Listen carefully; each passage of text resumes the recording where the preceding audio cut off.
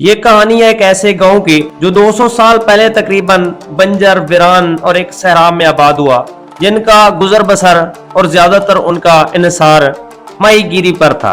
वो खलीज के दहाने पर आकर आबाद हुए और उनका गुजर बसर माही गिरी से होता था। ये 800 अफराद पर मुश्तमिल एक गाँव था।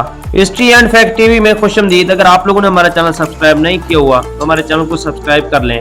1833 में बनियास कबीले से चंद लोग आकर खलीज के दहाने पर आबाद हुए। ये 800 अफराद पर मुश्तमिल एक कबीला था।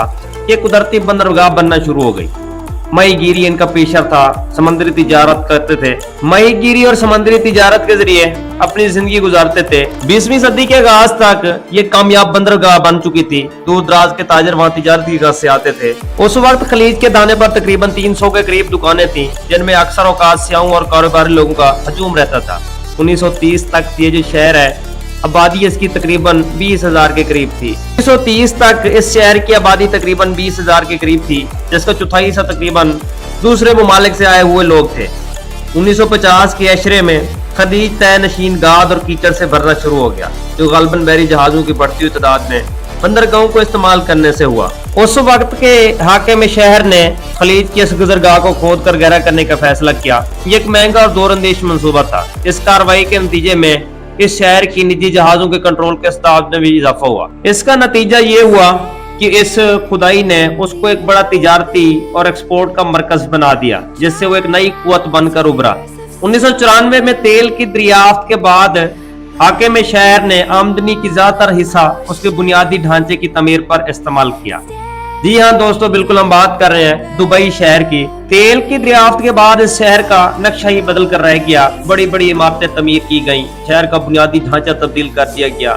आजकल इस शहर को दुनिया दुबई के नाम से जानती है। ये जो एक छोटे से गांव से शुरू हुआ और इतने बड़े फलक बोस इमारतों तक उसका सफर आज तक जारी है। जो एक माहीगीर गांव से शुरू हुआ और आज तक तरक्की की तरफ गामजन है। इस शहर में इंटरनेशनल एयरपोर्ट तमीर किए गए, बिल्डिंग्स तमीर की गई, रनवे की मनसूबा बंदी की गई, जहाजों की नकल हरकत के लिए काफी सारी तामीरात की गई। इंसानों के हाथों बनने वाली सबसे बड़ी बंदरगाह भी इसी शहर में मौजूद है और इस बंदरगाह के गिर्द फ्री जोन बनाया गया है। शहर के आला मियारी बुनियादी ढांचे, नौ आबादियों के लिए दोस्ताना माहौल, जाती और कारोबारी मुनाफे पर सिफर टैक्स और बहुत से कम दरामदी ड्यूटी की वजह से तरक्की की। 1970 में Dubai, Abu Dhabi, Sharjah, Ajman, Umm al Quwain, Fujairah, इन रियासतों ने आपस में इत्तेहाद कायम कर लिया। 1972 में रास उल खैमा, मुत्तहिदा अरब इमारात, ये भी आपस में मुत्तहिद हो गए, तो इनका ये ख्वाब तमीर तबीर और तरक्की रहे हमेशा के लिए हमवार हो गई। अब अगर आप इनकी तरक्की का अंदाजा लगाना चाहते हैं तो ये तरक्की के लिहाज से दुनिया को काफी पीछे छोड़ चुके हैं। दुबई में हर तरह की सहूलियात मौजूद हैं। अगर यहाँ पे सालाना फीकस GDP का हिसाब लगाया जाए तो 17,000 अमरीकी डॉलर से भी तजावुज कर गया है। 21वीं सदी के शुरू में इस शहर में सियाहत, ऐशो आराम वगैरह पर काफी ज्यादा तवज्जो दी गई, जिसकी वजह से सियाहों ने इस शहर का काफी ज्यादा रुख किया। 5 स्टार होटल के हिसाब से ये दुनिया का दूसरा शहर है और दुनिया की सबसे बुलंद तरीन इमारत भी इसी शहर में मौजूद है।